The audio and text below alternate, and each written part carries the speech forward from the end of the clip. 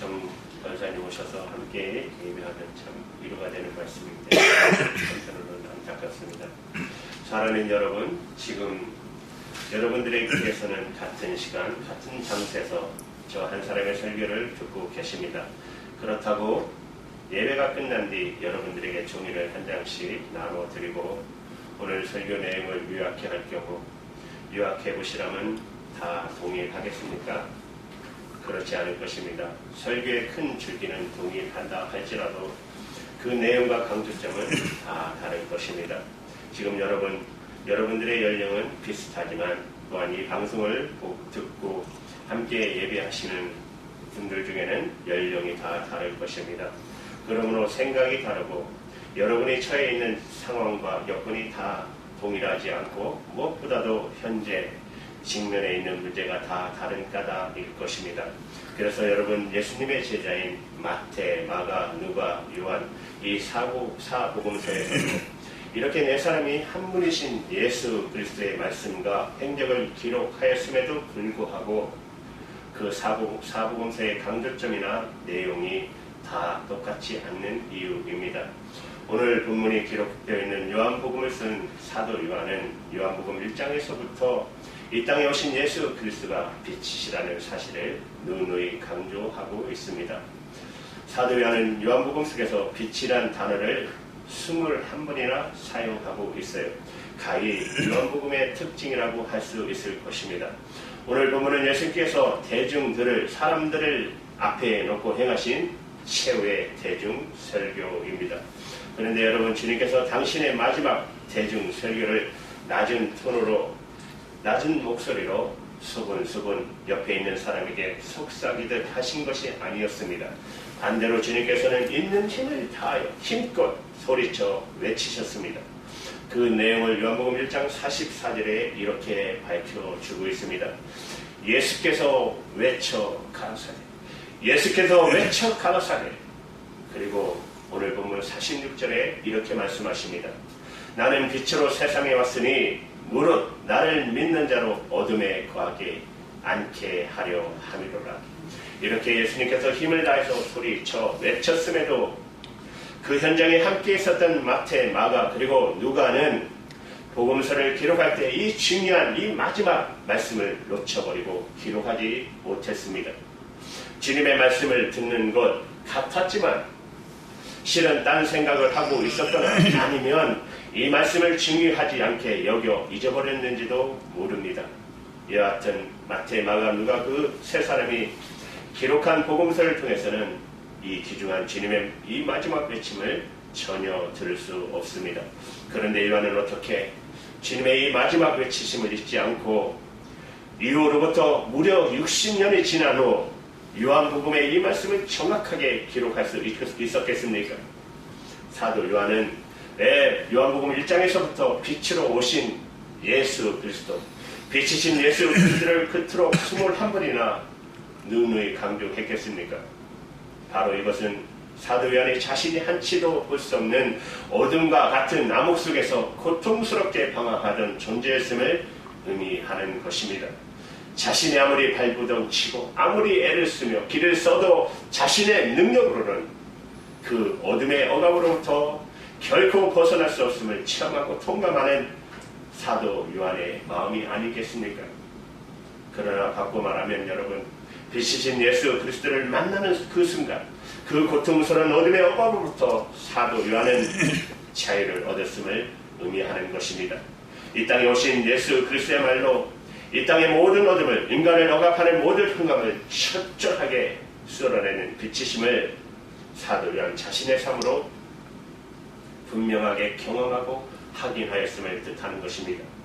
그래서 사도 요한은 다른 제자들처럼 주님의 이 마지막 외침을 놓칠 수도 잊을 수도 없었던 것이 예수님의 그 외침, 나는 빛으로 세상에 왔으니 무릇 나를 믿는 자로 어둠에 거하지 않게 하려 합니다. 아멘. 여러분, 사도 요한은 또한 예수님께서 십자가에 못 박히는 그 현장에 끝까지 있었던 제자입니다. 그리고 십자가에 못 박힌 주님께서 운명하시기 직전 당신의 모친 마리아와 제자 요한이 십자가 앞에 서 있는 것을 보시고 주님께서 사도 요한에게 당신의 모친을 가리켜 요한복음 19장 27절을 보면 내 어머니라고 말씀하셨습니다. 나의 어머니 마리아를 너의 친어머니처럼 돌봐달라는 부탁의 말씀입니다. 사도 요한은 그날부터 마리아를 자기 어머니처럼 모시고 섬겼습니다. 예수님이 부탁하신 그때부터 마리아는 근 40년 이상을 살았던 것으로 전해지고 있습니다. 주님의 십자가에 못 박히실 때 사도 요한은 20대의 혈혈 청년이었다면 그는 60세 중반 혹은 아니 70세 노인이 되기까지 마리아를 봉양하기에 자신의 인생을 바쳐야만 했다는 말이 됩니다. 여러분 어떻게 생각하십니까? 그것은 결코 쉬운 일이 아니었을 것입니다. 한번 생각을 해보십시오. 세계 도처에서 사도 요한의 동창생들 예수님의 제자들이 초대교회의 영웅이 되어가는 소식들이 속속히 들려옵니다. 예수님께서 이 땅에 계실 동안에 제자의 족보에 그 이름이 오르지도 못했던 사도 바울마저도 자기 역시 예수님의 제자요 사도라면서 세계 곳곳을 누비고 다녔습니다. 그러나 사도 요한 자신이 하는 일이란 자기 나이 70 노인이 되기까지 고작 한 여인의 뒷바라지 하는 일에 불과했던 것입니다.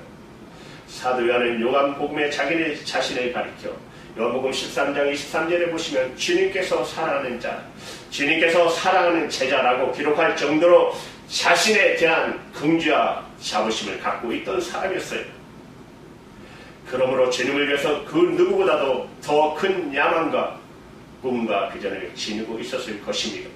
그러나 젊은 시절 품었던 자신의 야망과 꿈이 마리아로 인해서 포기할 수밖에 없었을 때 사도 요한이 겪어야만 했을 절망과 고통이 얼마나 컸겠습니까? 세계 도처에서부터 제자들의 영웅적인 소식이 들려올 때마다 겨우 할머니 뒷바라지나 하는 자신의 처지가 얼마나 한심하고 처량하게 여겨졌겠습니까?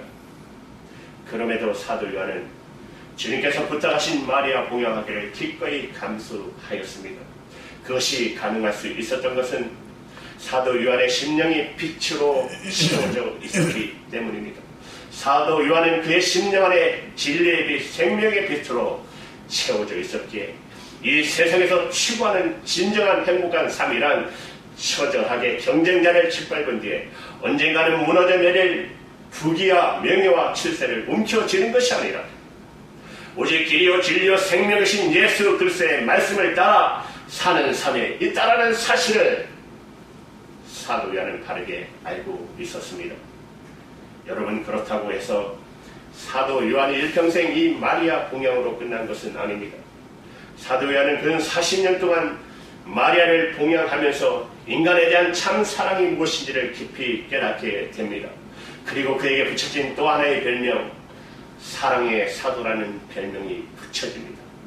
뿐만 아니라 한 걸음 더 나가서 이 세상 누구도 알 수 없는 주님과의 남모르는 교제의 깊이와 교제의 폭을 더해 갈 수 있었던 것입니다. 마침내 마리아가 이 세상을 떠나 마리아에 대한 요한의 사명이 끝났을 때 주님께서는 그처럼 훈련되고 준비되어진 사도 요한으로 하여금 요한복음과 요한일서, 요한이서 3서 그리고 성경의 마지막 장인 요한계시록을 쓰게 하셨습니다. 여러분 그것이 가능했던 것은 말없이 묵묵히 한평생 빛이신 주님과 동행하면서 주님의 빛 속에 거했던 사도 요한이 주님의 은총 속에 거뒀던 눈부신 빛의 열매인 것입니다. 사랑하는 여러분, 여러분에게 한 편의 편지를 소개해 드리려고 합니다.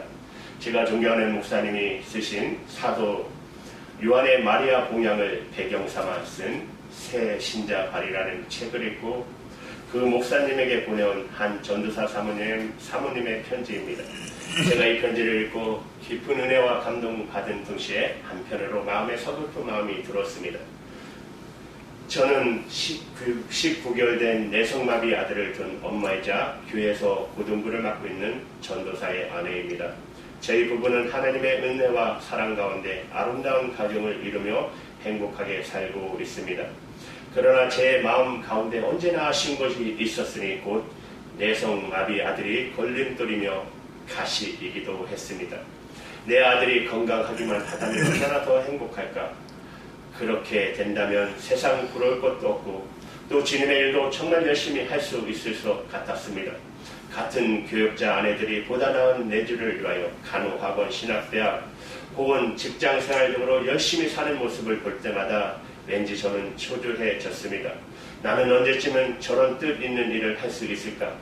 제가 하는 일이라고는 오늘은 이 병원, 내일은 저 병원, 그저 병원 문턱을 뛰어다니는 일이 고작이었습니다. 달력은 온통 병원 예약 표시로 가득 차 있었으면 밤이면 밤마다 칼날처럼 예력에 우러대는 아이를 달래느라 밤잠을 설치며 그저 처량하게 앉아있곤 했습니다. 설상가상으로 내성마비의 아들이 흠이 되었다 하여 남편이 전임 교육자로 결정된 교회로부터 번번이 거절을 당할 때마다 그래서 한국교회의 현실에는 내성마비 아들을 데리고 목회하기란 어려우니 다른 방향으로 돌려보라는 주의의 충고를 받을 때마다 아무 말 하지 못한 채 울었습니다. 그럴 때마다 저는 이렇게 하나님께 기도드렸습니다. 하나님 아버지, 제발 저와 아이를 데려가 주십시오. 너무 힘들어 견딜 수 없습니다. 이런 저를 남편을 탓하지 않고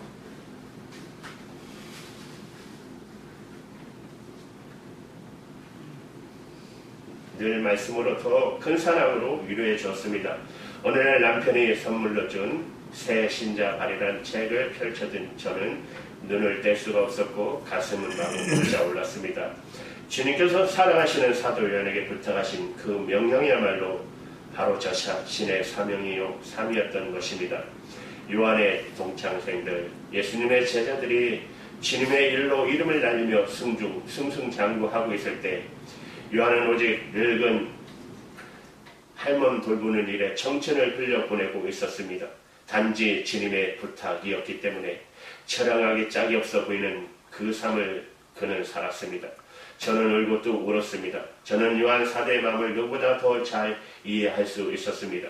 가장 사랑받는 제자였기에 어떤 친구들보다 더 크게 성공할 수 있었던 요한, 더 많은 주님의 일을 멋지게 감당할 수 있었던 요한, 그럼에도 불구하고 고작 여인을 수발하는 하찮게 보이는 일을 묵묵히 감당했던 요한, 그 요한 사도가 마침내 진리의 사람이 되어 제 앞에 우뚝 서 있었습니다. 나의 선배 사도 요한, 그 옆에 제가 서 있음을 보게 됩니다. 그제서야 주님께서 저를 얼마나 사랑하시고 계시는지 비로소 깨닫고 하나님께 눈물을 흘리며 감사를 드렸습니다. 그리고 나서 울고 보채는 내성 마비 아들을 바라보니 더 이상 나의 짐도 가시도 아니었습니다. 그야말로 나의 포배요 나의 보석이자 나를 향하신 하나님의 은총이었습니다. 그 이후 제 기도와 찬송의 내용이 달라졌습니다. 무엇보다도 제 사명을 깨달은 제 삶이 지금 분명하게 달라지고 있습니다. 사랑하는 여러분, 우리는 여기에서 한 가지 신비롭고 놀라운 현상을 접하게 됩니다. 지금 이 사모님을 둘러싸고 있는 상황 중에서 변한 거라고는 아무것도 없습니다. 인생의 가시처럼 여겼던 내성마비 아들 증세가 기적적으로 치유된 것도 아닙니다. 모든 것은 예전 그대로입니다. 그럼에도 불구하고 그 똑같은 상황 속에서 어떻게 이 사모님의 생각과 마음과 찬양과 기도, 그의 삶이 이처럼 완연하게 바꿔질 수가 있었느냐 하는 것입니다. 이 사모님의 심령이 예수 그리스도의 빛으로 채워졌기 때문입니다. 사도 요한을 통하여 비치신 예수 그리스도를 인격적으로 만나기 전까지 그녀를 둘러싸고 있던 모든 상황은 고통이요 아픔이고 걸림돌이자 그녀의 인생을 찌르는 가시였습니다. 그러나 심령이 예수 그리스도의 빛을 체험을 받았을 때, 그 빛 속에서 눈을 똑바로 뜨고 바라보았을 때 그 모든 것은 감사와 찬양의 조건이었고 이 세상 그 어떤 보석보다도 더 소중한 하나님의 은총이었습니다.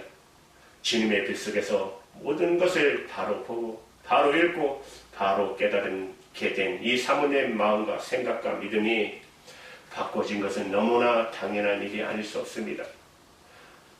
그렇습니다.